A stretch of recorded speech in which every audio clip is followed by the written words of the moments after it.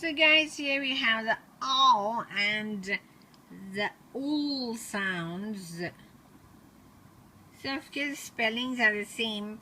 Similar spellings at the end but different sounds. So these are called the confusing words in English language. So here we have some of them. Study well. Dull. Dull is not bright. So that is the meaning I've given to for the word. So word and the meaning at the end. Dull is not bright. Bull is an animal. Pull is opposite of push. Full is not empty. Once more.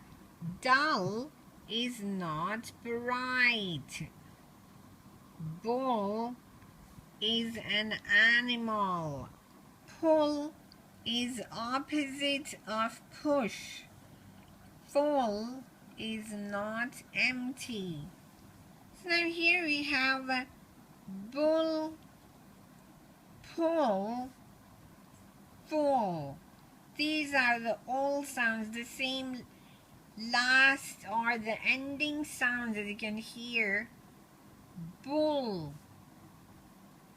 pull, full are the same ending sounds or same rhyming sounds. Dull is a different sound. So you can say the odd one out. Anyway guys, hope you study well once more. Thank you for watching. Bye-bye.